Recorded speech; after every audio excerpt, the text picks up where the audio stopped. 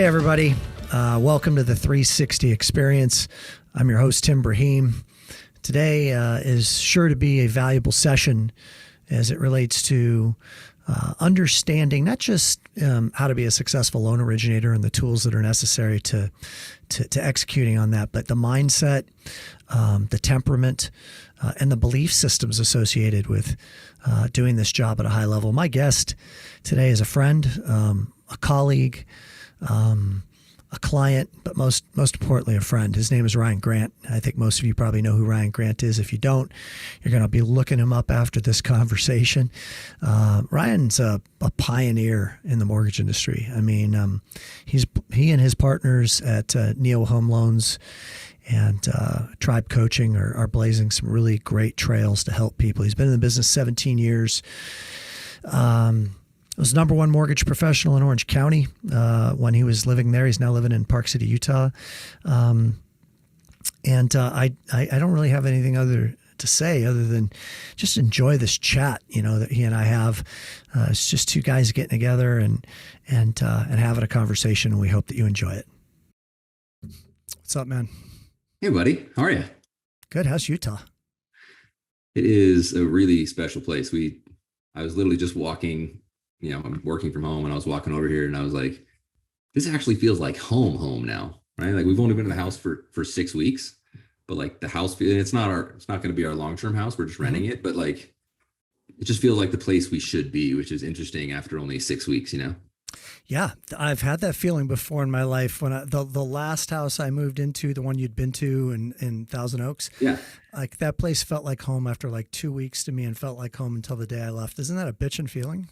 That place felt like home, like when I was my second day there. I was like, wow, this place is awesome. Yeah, I miss that place. It was time to move on, but you learn from maybe moving on when you don't need to. It's like It's like leaving something you love and realizing later, like I think I loved it more than I did. So, right. But I'm glad that you guys are having a good time. And that place is kind of tailor made for you. It feels like the mountains are kind of your thing. Like you grew up in the mountains when you were younger. Tell me a bit about when you were younger. Like I don't know anything about your childhood. Really? I thought we talked about this. I mean, a little bit, but yeah, there are listeners too. Don't forget.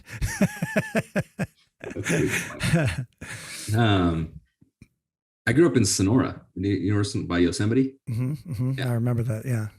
So, we would always be either skiing, like wakeboarding. But like, how many people live there? Not a lot. I think there was like 12,000 people in the whole town. There was like one high school, right? You have to drive like 45 minutes to get to the next high school. Awesome town, right? Like wonderful place to grow up in. And we were always out, snow skiing, because snow skiing was like 30 minutes away. We were at the lake a ton, right? Wakeboarding, and that's like all my fondest memories are like, being outdoors, doing stuff, a bunch of golf courses, kind of a small town feel, but, a little too small sometimes for me. Right. And so that's why like Park City is great, because it has a small town feel, but at the same time, it feels like, everyone in the country knows it and is here at times. Mm-hmm. And it's easy to get to. Super easy to get to. Yeah. Brands from Tahoe, right? So we have a place in Tahoe that we just absolutely love, which you got to come to one of these days. That feels like home every time we're there. And it's just because we're like, literally, a good way to put this in perspective is if you would have seen our house in Orange County full of like toys and, stuffed animals and all sorts of, stuff for the girls, we literally haven't unpacked it from the garage. We've been here for 6 weeks. They haven't asked about a toy once. They haven't like wanted to do anything other than like do all the stuff we're doing, right? And like spending good time together. And so it's more energetically like probably where we're supposed to be, Yeah, there's a lot for kids to do in nature and play outside, and especially when it's an environment that has a bit more space and they can explore, but safely explore, right? I mean, that's a really nice aspect of being in a place like that. But I'm super curious, 12,000 people is a super small town. Like, I mean, I can't get I thought I grew up in a small town. It was like 120,000. So this is like, That's big for most towns. 1/10, right? And so, but then, you did all these sports, but you obviously became really good at them. I mean, look, you're an outstanding athlete, period, in so many ways.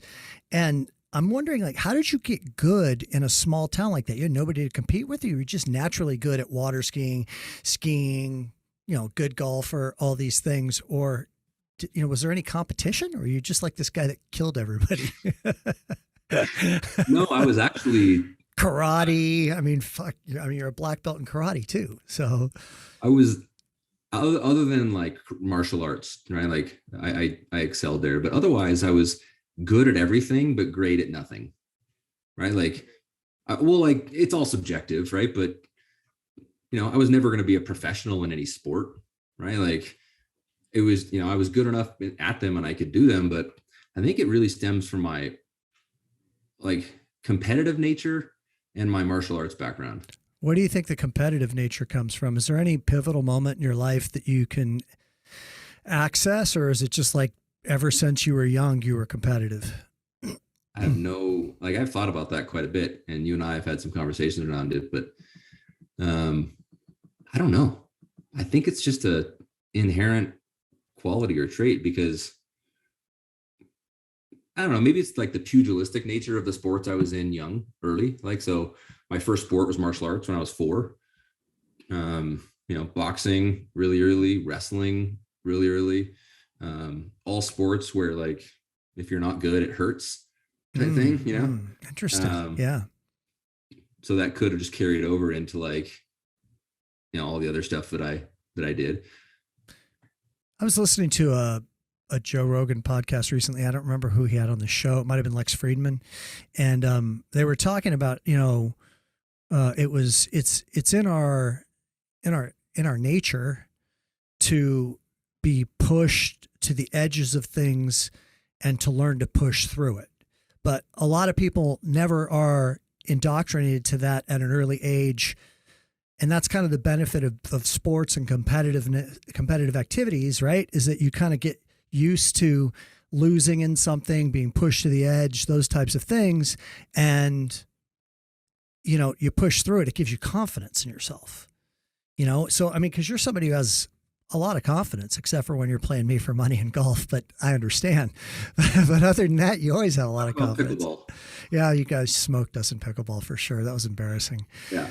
No, but I'm just like, what do you think? You said you've kicked it around, like, you're just ultra driven. Where do you think that comes from? Well, I think drive and competition are different things, right? Like the competitive nature, I'm not sure what comes from that. The drive is like this fear of not realizing my fullest potential.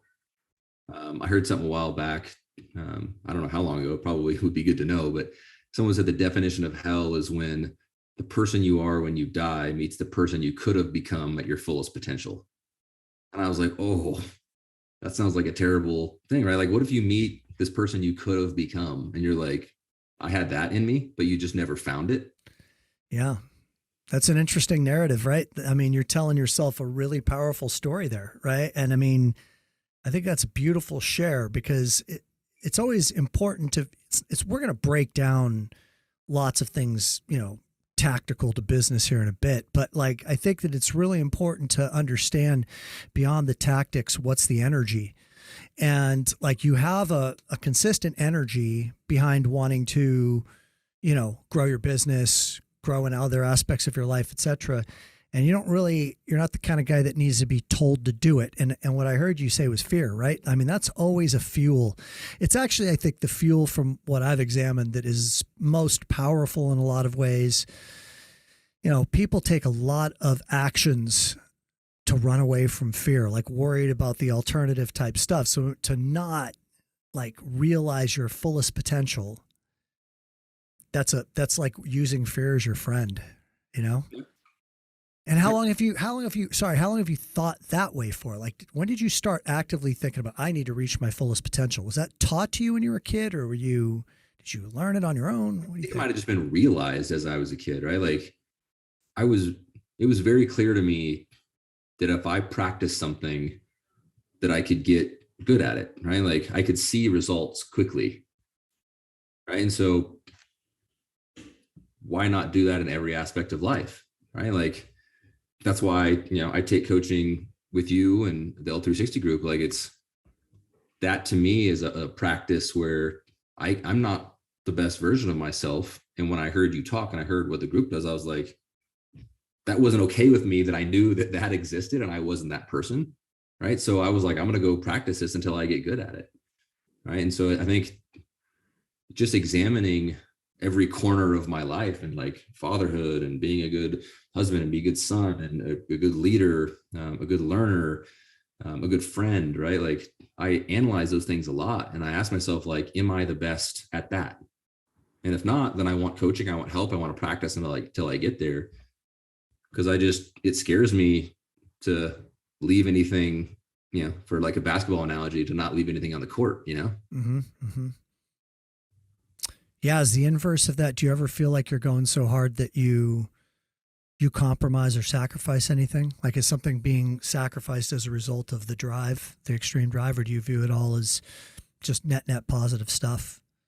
It's funny because I had two thoughts like almost simultaneously when you said that. And one part of me said yes, the other part said no, like at the same time. Now that makes sense. Tell me more. Say more about that, but that totally makes sense to me. So you said, like, is there any negative aspect? Or what, something always falls off the table. Like Danny uses an analogy with me one time. He's like, if you have a full table and you put something else on the table, well, something else is going to fall off, right?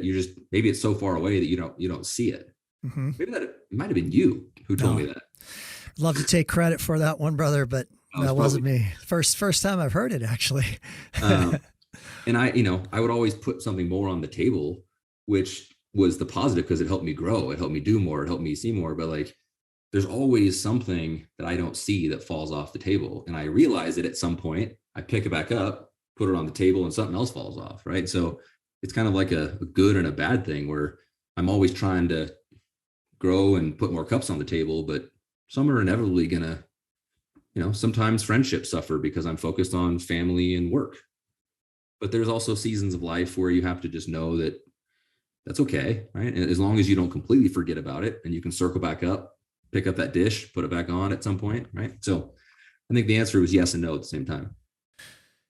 It's a good answer because I don't think it is absolute, right? Like, I mean, there's pros, there's areas of awareness of, wow, this is what's suffering as a result, and then you try to rebalance and recalibrate.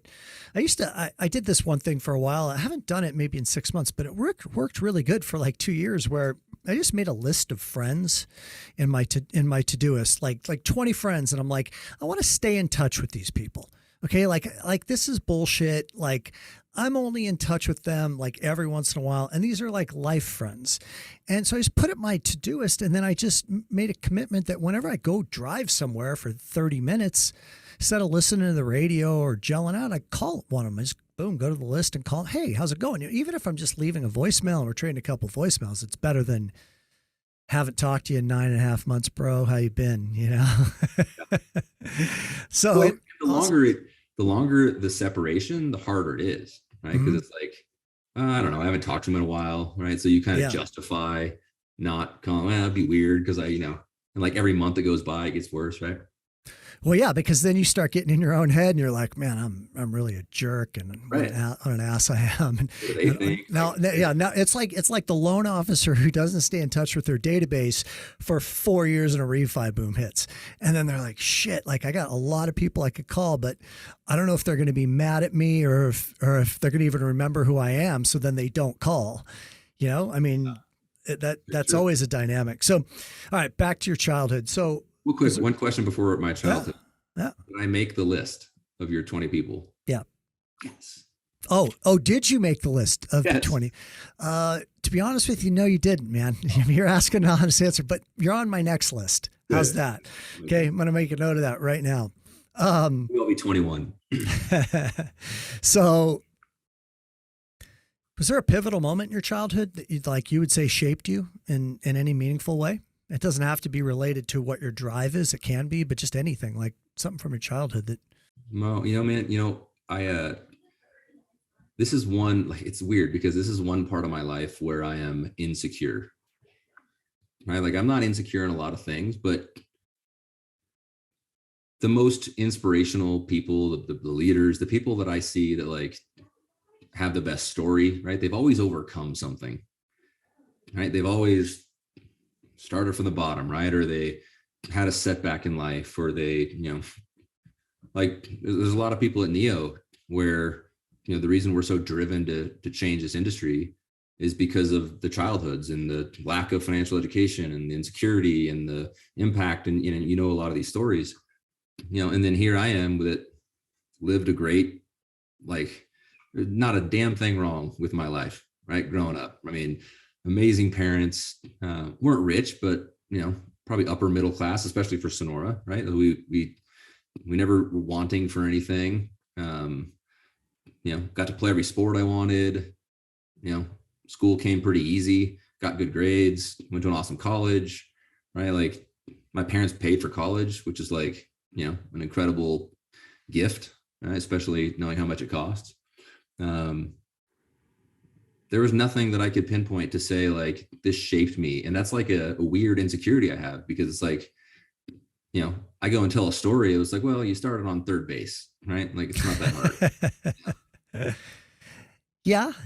I'm not saying, that's what I think, but I'm saying, I could see where you'd frame it up that way. I mean, I don't know, like maybe we could look at that, if you don't mind me saying, like just was sitting here listening going, well, maybe that's just, maybe it's not even worth it to question why you didn't have to overcome something, and just accept the fact that you've been very fortunate, and you're going to take that good fortune and do the very best that you can with it and help as many people as you can with that fortune. I love that. I do. But my insecurity is that I've never heard that story that's like moved somebody. Why do you need to move somebody?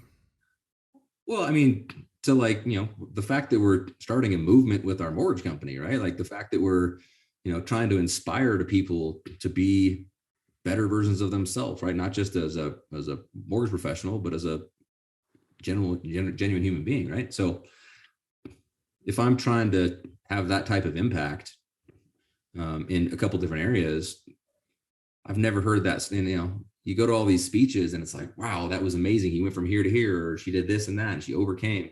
You never heard the guy that's like, I literally have had zero problems, amazing friends, like amazing family, like this, life that I would only dream of. But here's why we should go do this, right? Yeah, but I think that there might be, look, it's easy to go to these like experiences that we view as the iconic classic leadership, visionary inspirers, and you can, list off all the famous ones. But I also think that there are a lot of great leaders that inspire in a different way. So look at the guy from Patagonia. Did you see that story from like a couple of days ago? I don't know that much about the story, but what I do know is that this guy was just a guy who started a company in 1971, I believe, and has consistently kept on his mission, and his employees love working there. And it's been to be able to be, eco-conscious, right? And now he got to a point where he just gave his company to environmental change. Like that's, yeah. Dude, that's moving. When I read that, I was like, and that's not like somebody who went from rags to riches. It's just somebody who had their heart in a certain direction and followed it hard and led from that place. Yeah, I think it's a good awareness. Like this, there's a lot of these stories of inspiration that I just may be looking for that classic, You want to be Rudy. Started from the bottom, now you're up. You want to come out of the tunnel with the gold helmet and you're on the team's shoulders. Who doesn't want to be Rudy? You want to be Seabiscuit. Like I know all of the, the drama here that you're conjuring up around who, the pursuit of happiness guy, etc. Okay. So you got us to, you get past, Sonora, and you go to college and you get into the mortgage business. And did that come pretty easy, would you say? I mean, what were your experiences initially in the mortgage business, and were there any challenges you had to break through? The story I tell a lot of people, just because I like stupid jokes, is, they're like, oh, how did you get in the mortgage business? And I was like, well, I just grew up, always wanted to be like a loan officer. And they look at me super funny. And I was like, yeah, I had like a poster of Tim Braheem on my wall. It was like, and and then They're obviously, like, who's Tim Braheem? I mean, um, but no, I was going to be an attorney. My whole young childhood career, I was, I did all the law stuff. I interned at legal practices. I went to DC for like young lawyer stuff, and so I went to college, studied political science and law, and just did not want, like, learned that being an attorney was not a thing that I wanted to do. Like, I just saw like a lot of the downfalls of human society in that practice, and none of the attorneys were happy. And so um, ended up just kind of taking a year off, and in that year off, found the mortgage industry. My now brother-in-law called, and he was like, hey, I made a lot of money my first month in the mortgage industry. And I was like, what's a mortgage? And is there one of those companies around here? And yeah. it happened. Opportunity to make money, man. Yeah, I mean, that's all I cared about, right? Because I just needed money for law school. And that was just like, okay, I can make it, and then I'll go. And because I was so disenchanted with the legal industry, and because the money came so easily back then and so quickly, I was like, well, maybe I'm just going to give this a shot. Unfortunately, I learned literally nothing for the first, 4 or 5 years, because it was just subprime call center stuff. And so I was just under the impression that that was the industry and that's how it worked.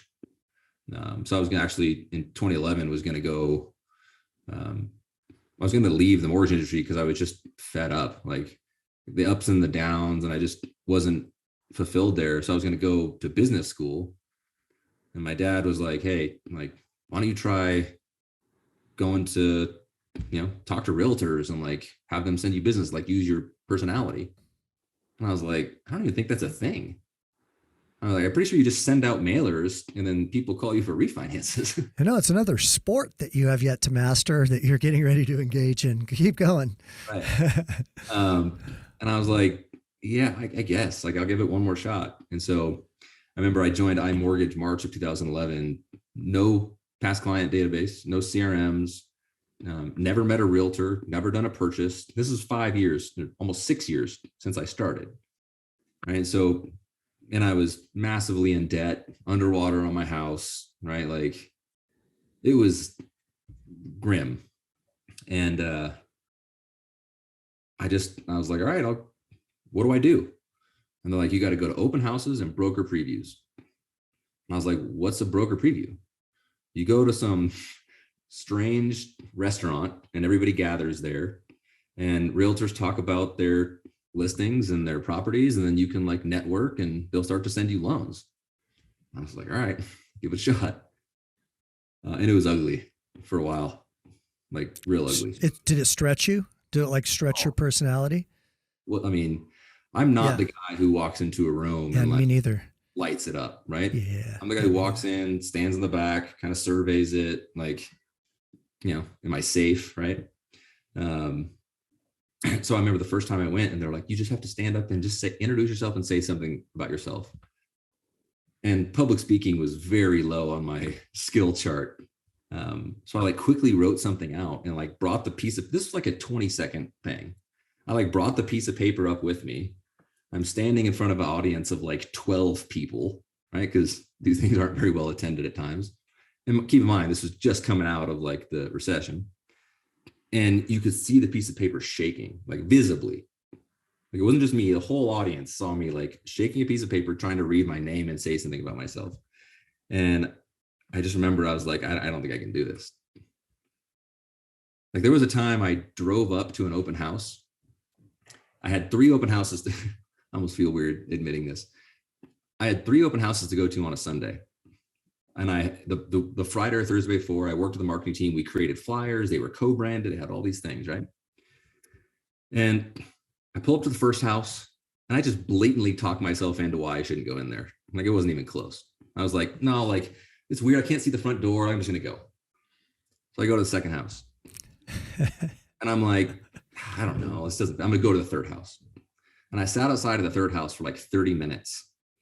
And I was like, I don't want to just go in there. Like, they don't know me. I don't know what to say, right? Like, I was like, I'll do it later. So I leave and go back home. And Bran was like, how was your day? Oh, you were with Brianne at the time already. Yeah, she was my girlfriend. Okay. She's like, how'd your day go? Because she knew I was trying to build my business and like, struggling through it. And I was like, oh, it was awesome. Yeah, you had to show your woman that you're a man, right? Flat You had out to lie, like, you couldn't. right? I'm like, oh no, baby. Actually, I drove to every house, told myself why I shouldn't go in, and left with like a dog with my tail between my legs. Yeah.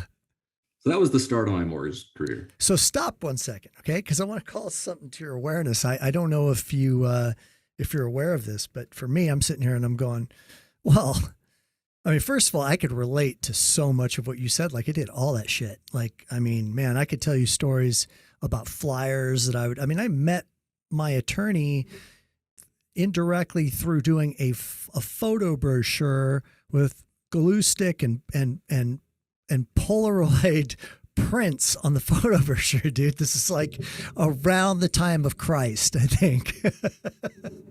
So, but yes, the same thing, same trepidation, same like, what the hell am I doing here? But bro, you just told your story. What do you, how do you If you want the story, tell that one. That's a great story. And especially right now, that's an inspirational story, man. Like people look at you and they're like, man, he's got his shit totally together and guy's a good speaker, handsome guy, smart, works with great partners, great teacher, can do a flip over a wake on the back of a boat, all kinds of crazy shit. But you worked hard. You confronted your fears. You ran into like, that's such a real story. I felt all of it. I mean, I experienced it. There's so many people out there experiencing it right now. And it's like, well, yeah, but that's what it took. You did what it took. Right? I mean, let's play. I mean, what do you think about that?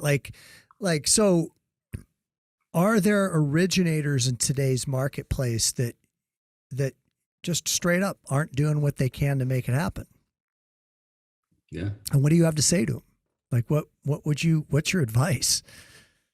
I mean, it's probably a bit of a pivot, but it depends on where they are in their season of life, right? Because what I've found is a lot of people aren't doing like the hard work that needs to be done now because they've gotten comfortable, right? Like you've been in this business for the last 10 years, right? Like you're likely at a pretty comfortable position, right? Where, and you also have had the last 10 years of not really having to do super hard, uncomfortable work where it pushes you out of your comfort zone, right? So like that audience is different than the audience who was in a similar situation to me, right? The people that need to make a dollar like now, or life, it gets real hard, right? Like I was in that position. Like I didn't have a choice, right? Like I would have lost a lot of things. I would have, but like there's two groups of people, there's many groups, but like there's two kind of factions to me, which is one is the